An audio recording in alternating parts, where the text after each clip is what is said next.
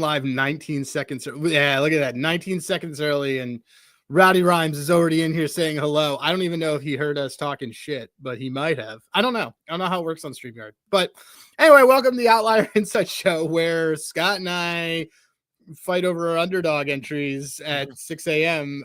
Because they allow you to do targets. But Scott and I are actually going to go through NFL and a couple. I don't know, we'll look at some NBA stuff. There's an NBA play that he and I both like. I know, but he just did his NBA show, so we might have some insights. Anyway, let's do it, man. Are you good? Yeah, we got 2 games instead of 1 this time. I know. Two mediocre games instead of 1. Yep. All right. Diving right into it like that. Boom. Okay. So one's a compliment, by the way. You called the Falcons-Raiders game mediocre. That's a compliment.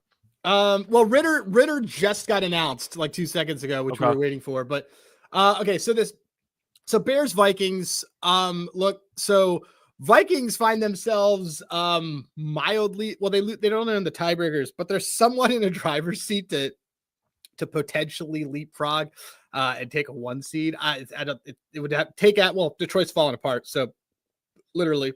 But this is a key win that they need to have. The spread indicates that the Chicago team we've already know is not very good. I have no interest in playing a side on this one, but there is a part of the first half that you would like that you and I discussed last night. Do you want to talk a little bit about it? I mean, we were interested in the team total over for Minnesota in the first half at about 13.5 points. Thought it was too low. I like the spread for Minnesota. I know they've not exactly been the best first half spread team this season. Chicago in the last 2 games have been outscored 40-0 in the first half. 40-0. Like, we know Caleb Williams has done a great job with his stat padding and garbage time for the last couple weeks, but they have been in massive holes for the second half, basically the entirety of the second half of the last 2 games. You said before it's a must-win game, or I should say an important game for Minnesota. Last matchup, Addison torched him. Hawkinson played well. Jefferson did Addison's nothing. Our dude. He's our guy. The point is, though, I'm skeptical of this Bears secondary actually stopping this passing attack. It's in a dome. Aaron Jones does well against them as well. But the Bears in the first half have been so underwhelming lately that I feel like I got to keep fading them the first half. Because you figured with the new coach angle, maybe against the Niners, they would look at least motivated for the game. And they had 4 yards in the entire first half. Terrible. 4 yards. So I got to go with the Vikings first half in this game. The college experience noted guest and pump fake pod host Michael Huffer says, I love it. And he's in the chat right now. Yeah, I mean, so first of all, 3, it's a very short spread for a team that should dominate. I get it. So, I have your spread here. It's also funny that's very juiced. So, for a first half spread that has a hook, that is quite the price, which kind of gives me the indication that they make a lot of bullshit happen. I only have to look at like the common record opponent, which is completely flipped, to see how bad this Bears team actually is. Like, people can say whatever they want about the Vikings, but they're 7-2 against the exact same guys that the Bears have played and are 3-6 against. Bears are also 0-4 on the road. They can't win a road game. So they haven't won a road game? No, they're 0-4. Is this their 3rd straight road game? Second straight. Second straight, because they had no, it's 3rd straight. No, it's 3rd straight. Oh, this is a terrible Bear spot. Oh, this is great. Well, because the Vikings had 3 straight road games too, and they looked awful.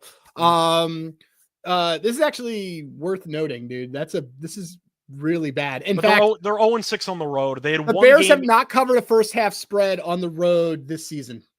Sounds right. Yeah, I like Minnesota first half spread. Okay, maybe we actually So that's not bad. If you guys look, it's available at the same price at all different locals, or if you don't want to pay taxes, you could do it on a local bookie, which is sometimes helpful. All right. I am taking the first step. Well, let me see what it is now, but I'm taking I like this first half over 13.5 at plus money, simply because I feel like if this team covers that spread, it's not because it's 7-0. Actually, can you actually just go back to that first half page a second? Yeah. What's the first half touchdowns? Over 1.5 is plus money.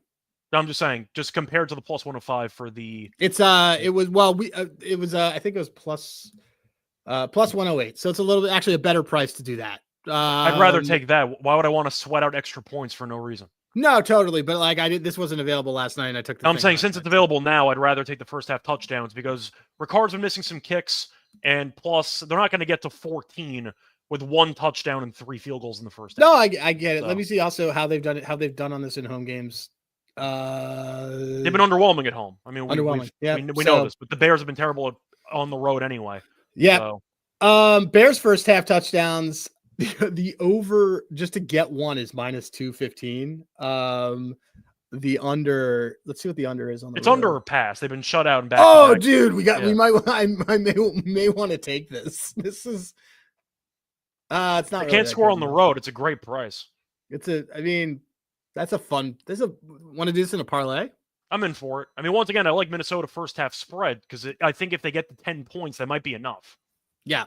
By the way, for when it comes to first TDs, I don't even think I'm going to take a Bears first TD. Okay. I just don't. I don't think they score any points. So I'm not against that idea. Like I'm trying to think of a long shot option. Bears defense for the pick 6 draw. Maybe, like, I don't know. Yeah, maybe, and that's about it. Okay. Prop wise, we have a lot in this game we actually like. Yeah, well, we have a lot that we like, but we had only few things that we actually ended up betting. So first thing that I liked and I took Caleb Williams over rushing yards. Here's the reality is that so you can see that's plus EV if he's running for his life half the time. He's running for his life half the time, but not only that, but like all their running backs except for DeAndre Swift are dead. Travis Homer's there if you're into that kind of thing. But yeah, I'm taking that. Lee is all over DJ Moore props, but he only needs them in fantasy. I think DJ Moore's a bum. Good luck with that one. I'm not against Moore, but once again, there might be a second half stat padding situation. Yeah, that's like any of the guys that you like that are not the quarterback on the Bears. I would recommend betting live when you're going to get an infinitely better number, and they've been shut out in the first half. Scott, what else did you like as I put this in? Which in full disclosure to everybody, we already bet, but whatever. I was going to say stick with Caleb though, because of course we got to mention the pass attempts. Yep, we got the pass attempts, which Lee also has mentioned here as well. Lee, who is a big, he's one of our favorites. Lee is in there. Also, TJ Johnson coming in and saying that he is on Addison long as Jefferson yards, Hawkinson yards. He's expecting big stuff from our guy TJJ. Okay, so Caleb Williams over passing attempts. You and I both grabbed this as well last night. Over 33.5. I like it. I mean, he's skyrocketing over this thing. If you go on the road the times when he goes over it, he's averaging basically 40. It's pretty awesome. Did you have additional insights on this cap on it? I mean, Minnesota just gives up so many of this by design. Yeah, well, Minnesota's a pass funnel. They do rank second best in opponent rushing yards per game and opponent yards per carry. So they are good against the run. Of course, they're a pass funnel. But the 2 recent road games where he did not go over that number, Washington and San Francisco, top 9 in time of possession. Yeah. The Vikings are 15th. So despite being a very solid team record-wise, Minnesota really not great at draining clock. So I think that you're looking at the Bears who should have a decent amount of possessions, whether it involves a good script for the Bears or a bad script. The point is they shouldn't be able to run the ball. We're not fans of Swift. Roschon's dead, and when they're going to have to throw the ball a lot against this pretty shaky secondary. So I just see a pass-heavy script for the Bears, and if they are losing because they're 7-point dogs, you might get a bunch of attempts late. But he had 47 against the Vikings in the first meeting this season, 46 in regulation, 33.5 is too low. Yeah, it's also just like a good thing to point out here as you're seeing it. They didn't get over in the games against opponents that are good at keeping people to not do this. They got over against Detroit. They got over against a mid-team. They got over in a game where they only scored 9 points, which is pretty impressive. They got over against another mid-team. So Washington and San Francisco are 2 in the top 5 within limiting opponent stuff. So, yeah, I like this as well. Let me see what else. What did I take that was on the other side? So going to our dude Addison. We have this in an underdog. This number is consistently going up, but I don't know. So we have Addison, who's just kind of been a monster right now. Now that it's at 54.5, I don't know if I like it because it's over what I consider his floor. Rowdy, we will get to NBA very shortly. I might as well. I would probably now do Addison longest instead of Addison over on that end. I mean, I don't know. Do you want to? Let me see. If you want to get Addison, his longest is I would just do his longest. I mean, we think it's pretty connected. Like, if he's going to get to 55. Yeah, I mean, he gets it he's had this in 4 straight games. I would just do this. I would just do his longest at this point. In fact, yeah, it's over just do. I don't know why it's saying 140, but it's because it's you could actually do this as an underdog entry and you get a way better price. But I'm putting that in there. I like Addison over that. Okay. Oh, is there someone else in this game that we had liked? I know we considered taking Aaron Jones stuff, but then you got but then I got a little bit scared off. I didn't realize he was also Aaron Jones Sr. Which makes him feel older, doesn't it? Makes him feel a lot older. There wasn't anything that I loved on it because as I got into it, it was just kind of like, I mean, like he'll probably hit his receiving yards, like sure. Yeah. But I don't want to overinvest on this Vikings team. I just rather have Addison. I don't like this game, so like I don't want to overinvest on either of the sides and even the stuff. Like I like the Caleb stuff we have because I think we're going to get a game script for it. But I don't want to buy a lot on the Vikings side because the only guy who I really like is Addison in terms of number. Yeah, once again, a lot of what I like is based on the Bears being useless on the road, especially in the first half. So I feel like Minnesota jumping out to an early lead is my main thought for this game. Yep. Okay, cool. Let's go then to the Falcons and Raiders game. Revenge game. It is a revenge game. It's a revenge. Now it's officially a revenge game. So it's basically these teams are pretty much, despite these teams are the fucking same. Like they're both like kind of poverty. Except for the running back situation is a lot better on the Falcons. So with Desmond Ridder playing, this is at home on Monday night in a raucous Las Vegas crowd. Do you like the side on this one? I mean, the question that I have for the Raiders, we know that this team's bad. Can they be feisty? Maybe. Falcons have been terrible lately. Do you have any faith in the Raiders defense with no Max Crosby? Not really. That's my main concern. Now, the coaching staff for Atlanta expressed confidence for some reason in Kirk Cousins, and now his job's not in jeopardy. He has not thrown a touchdown pass, by the way, since like November. Yeah, why did they draft Michael Penix? I don't know. But anyway, point is Cousins is still a quarterback. Do they have any pass rush with Crosby being out? Probably not. Do the Falcons have a pass rush? Not really. I don't see many sacks in this game. So I think that the passing yards could be intriguing for both guys, actually. Maybe if you want to go for passing touchdowns, maybe Cousins finally breaks the seal. Maybe he throws one or two. Oh, we got Ridder props. You and I were waiting for these. We want the rushing props. We want the rushing prop. And I kind of want his rushing attempts when that gets over. Yeah. But you mentioned for the game itself, Atlanta needs the game if you want to go for the must-win angle, but do I want to lay 5.5, 6 with Kirk Cousins? No. So just so you know, this late in the season, in my opinion, based on just betting and for whatever, 5.5 is a 5.5 favorite this late in the season is a blowout read to me. Like it's not the same as early in the season where you're like 5.5 is the new 6. It's not. I think that you're going to get a lot of people who are like, "Ooh, Raiders is a home dog." All right, but the Falcons really should, if they have any chance of being serious about getting a playoff spot, they really need to dominate this game. With no Crosby, the Raiders really give you no threats at all defensively. The question is, do you trust Kirk Cousins and his noodle arm to actually throw enough passes for, I'd say, a lot of points? Okay, so looking at Desmond Ridder right here, do we want any of these Desmond Ridder props? Probably not. Yeah, I don't think so. Okay, so let's look at. I want his rushing. I want his rushing attempts. All right, Cousins, who by the way has not thrown a TD pass since November 3rd. Mm-hmm. Do we want anything on him when his under completions? See, I don't know if we want a lot on Cousins because I know we like a couple of receiving options. No, we have them both up. That's why I was doing. Yeah, we're kind of going in order. Low. We're going in order. Low. I think I'd rather back actual receivers than Cousins. So start off with that. Give me a receiver that you were looking at. Mr. Hyphen. You got Ray. Ray. That's our guy. Ray's another one of our guys. Ray. We had like a ladder last week, and he had basically 100 yards. Basically 100 yards.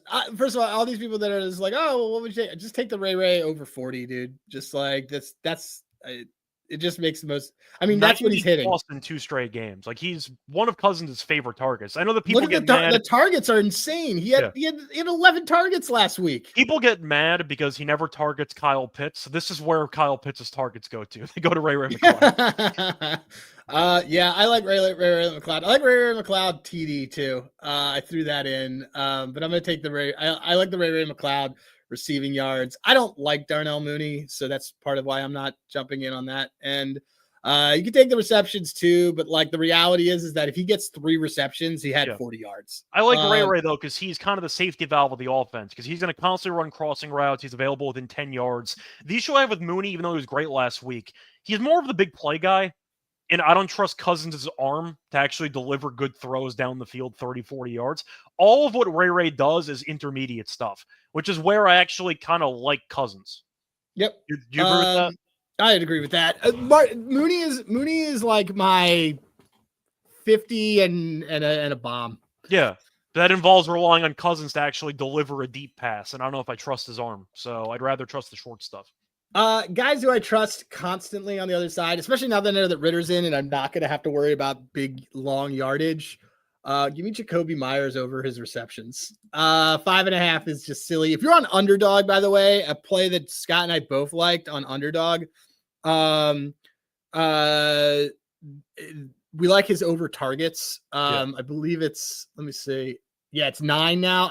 I don't care. Like, it was 8.5 when we got it, I think. It was 8.5. Well, it was actually 9 when we put it in, but like, because we were fighting over it in the car. Oh, it was 9 when we got it? Oh, okay. All right, that's fine. I mean, still fine. He still cleared it, but literally that's what happened.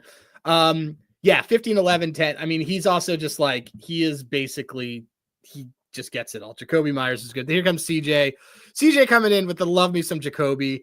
Jacoby's got is borderline House of Horrors in Las Vegas. That's why he signed there. Remember that game? I remember that game with the miraculous cover that the Raiders got because he inexplicably tried to do a flea flicker with Mac Jones and it was a scoop score. It was awesome. Oh no, it wasn't a flea flicker. It was a lateral. Lateral, that's right. He was that's why the Raiders signed him, because he was with the Patriots and he gave the ball to the Raiders and they scored a touchdown. Shout out to Chandler Jones, by the way, wherever he is right now. But point is that the Raiders, that's the one play I remember from Myers' career. It was the lateral play for a touchdown for the Raiders. I had the Raiders in that game too. It's one of the last games that Bill Belichick coached in the NFL. Fun fact. Amazing. Clearly had control over his team. Yeah, I take Jacoby there. What is there somebody else who you like? I mean, if you're going to talk about Myers, we have to at least discuss Bowers. We got to at least talk about. Apparently, Michael Meyer made an appearance last week. The serial killer? Michael Mayer. I know he had a great game. He had a great game. But anyway, but that's why you draft 2 tight ends. I mean, look, he's incentivized to do a lot because maybe they're trying to get him into that Rookie of the Year conversation. I don't know. That's honestly dead. I think it's dead. I think it's dead, but any of these people in the chat who probably think Saquon has a chance at MVP will probably. If I had a vote on who would win Offensive Rookie of the Year, I would vote for Bowers. He's not winning the award. It's going to go to either Bo, who's going to lead his team to the playoffs, or Daniels, who's leading his team to the playoffs. Probably Jaden Daniels. But it's probably. I mean, to me, it's Bo or Daniels. But Bo's got the picks though recently. If you are also setting your money on fire with Saquon Barkley MVPs, which he also isn't winning, by the way. That was such a donate. He's going to win Offensive Player of the Year. If you want to donate, a good thing for donating is a Brock Bowers Rookie of the Year thing, and then you can tout it as look at the high number I got, which exists because there's really no chance of him winning. Good luck. It was like people jumping on Genti at the end for Heisman. He was close. He was never winning. He lost. He was never going to win the award. You know why he was never winning Heisman? Because nobody watches Boise State games. Because he went to a group of 5 schools. He went to a group of 5 schools. He transferred. He thought he was going to be I love Genti. I would have voted for him. He wasn't going to win. It is what it is. Never winning. Anyway. I see. Someone was trying to correct me that the last non-power 5 was technically Ty Detmer at BYU, but BYU was an independent then. And Notre Dame was too, so they had TV. I mean, just to be clear, that's still in the 1990s. That's still about 30. I'm just saying that Roger Staubach is really the only. Yeah, Staubach's the one that you mentioned, but either way, point is Detmer's a correction. That's still a 30-year gap between Group of 5 winners of the Heisman. So yeah, it's not likely. I see somebody mentioning McCormick. I like Sincere. I liked him at UTSA. I think he's pretty good. The issue though is that the Raiders did get a couple running backs back from injury. So I am wondering if they are going to be giving him a less work or not. I think McCormick's actually decent. I don't Well, hold mind on, wait, him. but close Bowers. Do we want Bowers or Brissett? Are we doing anything with this? How do the Falcons match up against tight ends? They're pretty good at limiting receptions. Yeah, probably a pass. He really, it's funny because he hasn't, so his good matchups, he hasn't done well. Yeah. His bad matchups, he's done great. Well, to be fair, the Buccaneers one was weird because Mayer had a monster game and he just did nothing, which I thought but like this, but like against Denver and also against the Bengals, he had bad games. So I don't mind Bowers the longest at 19. I think that's a decent angle for Bowers, but I think besides that, nah, I think I'm good. I can do Bowers at 19. Longest is the only thing I'd really be tempted by at 19. Yeah, I'm tempted by it. I don't know if I want to play it. But yeah. Okay. So what was the other one that you were talking about? Sincere. Well, I mean, we wanted Ritter rushing yards. That doesn't exist yet. So Sincere's. Let me see what his attempts are at. Because they have a couple other running backs who might be coming back off the injured list, so that's kind of why Amir Abdullah the Butcher. Well, Abdullah receptions could be intriguing because he's not. I don't see anything up yet. Do you want to do Koo? I mean, I like Koo. I think it's a good matchup. Raiders allow a ton of field goals in a dome. I know Koo's been missing kicks recently. Didn't miss a kick last week. The point is, as long as you can actually move the ball against this defense and no Max Crosby, you should. It's in a dome. Like I gotta like Koo at 1.5. Yeah, I'll put Koo on here. Okay. Was that our underdog entry? It was in our underdog entry. We have an underdog entry that is Koo over longest, Koo over 1.5, Myers over 9 targets, and Addison over yards. I was looking, there was one other thing I was looking at here. I was looking at Tyler Algier and I was trying to get there. And then there was something I saw that I didn't really love. And it was this. Basically, we think that they win this game. They better win this game. So if they win this game, even if it's by 1, here's the thing. Like I wasn't really as into when I've seen him go over this as I wanted to be. So here, this is also here. I'll do it for this year. They haven't won a lot of games lately. So basically in a game that they have won, he has not gone over this number since they haven't won. They've only won 1 game since November, but whatever. He went over this. I don't know. It was kind of a maybe. I just was trying to get there. But then you had pointed out a thing that, well, if you like Algier over, well, why don't you just take Bijan under? I haven't actually looked at that number, but once again, I'm not saying that the math's going to support it, but I feel like if you're worried about Algier in particular, if he's going to have a good game or not, if Bijan struggles, that would increase the workload for Algier. They also just use them differently because Algier is like the perfect red zone back. I mean, I don't want to take an under on Bijan. Like, he's kind of like he's a monster. He's a monster. Yeah. Yeah. I still may do that other one. Okay. All right. So here's a bunch of NFL stuff that you can kind of peek through. Here it is. It's all in here. I will do that. When are we doing parlays and what is your max legs? We have it. So parlay one that we like is Jacoby Myers targets with or you could sub that as receptions for another parlay, I guess. And we like Addison receiving yards, and we like Koo over 1.5 field goals is like a solid parlay piece at 130. Okay, let's I got like 10 minutes. I'm going to first of all send this to you so I can keep it. By the way, just to answer Headshot's question, when we do parlays, what's the max legs? Whatever the minimum is for the boost. Yeah, we only do parlays for boosts. We don't actually we don't do them for anything else. No, if we get a boost from DraftKings, that's a minimum of 4 legs.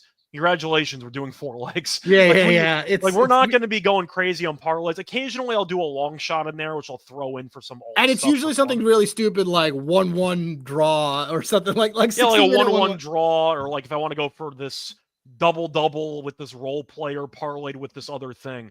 But the only time we do parlays, the one that we tweeted out yesterday.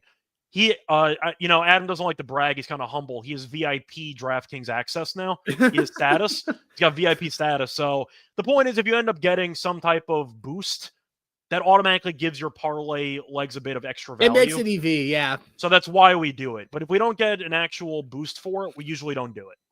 Yeah, it's just not worth it. Okay, so now that we got like a little bit of time, NBA wise, there's one thing that I really liked that I've already jumped on. I'll be doing some more later, but Sixers, everybody's dead, including McCain. He killed himself. He's gone.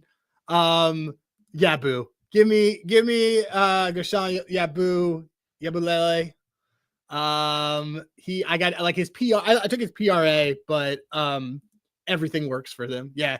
Wow. This really shot up since you and I took it. I still like it. I mean, he crushes this. He crushes this when Embiid's out. Check this out. Games without Embiid, which is all the time. Boop. He just destroys this. And the assists have actually been very good. He's had 4+ assists without Embiid in like three straight games. Are we betting a Yabu triple-double? Triple-double, no. What I'm saying is if you want to look for his assists. A power forward getting a triple-double, it's like Chris Bosh. You might be able to get his assists at like 3+, 4+, decent price. Yeah, I don't know if I want that. I like his double-double. We took his double-double. We took it at 17, the one we built it ourselves. Yeah. Once again, for headshot, for your question about Georgia with parlay stuff, we tend to use Outlier to see what's plus EV on Underdog. My advice to you on building parlays on either Prize Picks or Underdog, use Outlier, try to find which lines are the best price on Underdog or Prize Picks, and do that. Yeah. So if you end up getting a prop that's like minus 135 market. Here, I'll do an example now. I'll do it right now. Like right now, if we have Underdog here, I'll put Underdog and Prize Picks on here. And obviously here we'll kind of scan through. So like there's certain stuff that's just going to be better. It's kind of better priced as we look at it on other things, or if it's comparable, like this over is even money. This one's 120. Well, I'll give you here's a good example. Here's a great example. Kelly Oubre under 14.5 points is minus 128, minus 125. It's minus 119 on Prize Picks. It's mostly getting a reduced line compared to other sports books if you want to try to find stuff. Now, I know, for example, you get some big disparities in the NFL. I know yesterday we had Tracy under his rushing yards. Underdog gave us a free 2 yards. It was 43.5 market wide for his yards yesterday, and Underdog at 45.5. Another good way to find a lot of disparities. Yeah, and also I like to do it like when I find something that if you want to like just do a builder, so you'll find. Let me see if I can find one on here. But like, this is not on Prize Pick. Sometimes you'll get something like this, something really low, like Tyler Hero over 3.5 assists is like minus 125 everywhere else, but it's equivalent to minus 130 on Prize Picks. That's a good thing. Let me see if there's one. Sometimes they'll do this.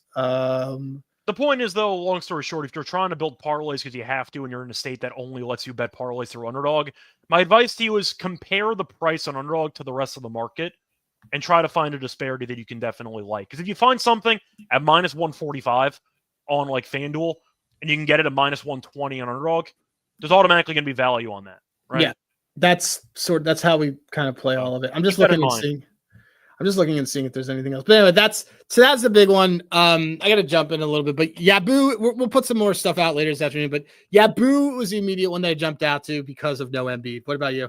I actually like Giddey in his matchup against the Raptors today. Thought about the RA. Looking at the actual numbers, the Raptors allow the most rebounds to opponent point guards in the entire league. Levine might not play, so keep that in mind. Alonzo plays a little bit, but we know that he can't move. So I don't know how many minutes he's going to play. The total's 240.5. Oh, that's huge. I think we want to do a Giddey double-double and a Giddey double-double for Giddey was like plus 375. And he's played at least 29 minutes in each of the last 2 games. The Bulls are starting to actually lean into him a bit more, but their team total is like 120 and change. Toronto can't guard anybody, and I think Giddey's got a pretty good matchup. So I don't mind Giddey, potentially RA, looking at a pretty solid game script for him. But if the Bulls end up scoring 120-plus points and he plays 25-plus minutes... This is really low. I think it's very low for what should be a very high-scoring game.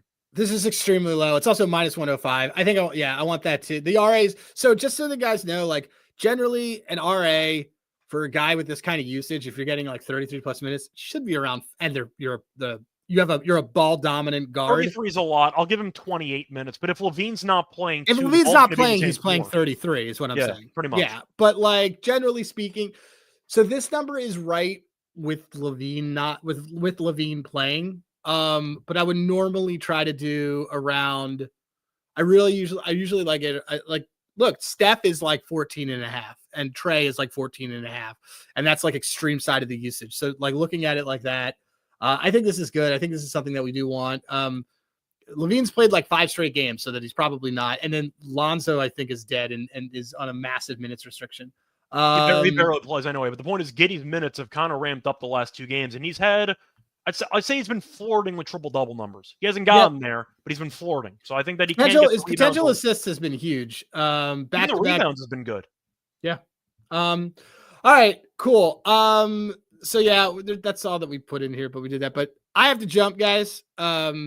So Scott, where can people find you and me doing our nonsense?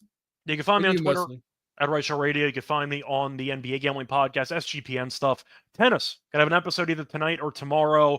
We have a BS next gen final whatever thing.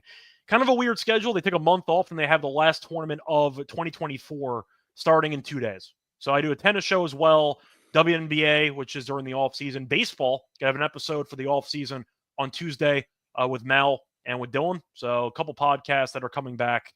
Once again, check out SGPN. You can find me on Twitter at Reichel Radio. Cool. All right. So for Scott and myself, good luck everybody with your bets. We will talk to you soon. Just check Twitter. We'll have probably some other nonsense coming out there, the babies that bet and a bunch of things that will be happening in Discord. So we will see you soon.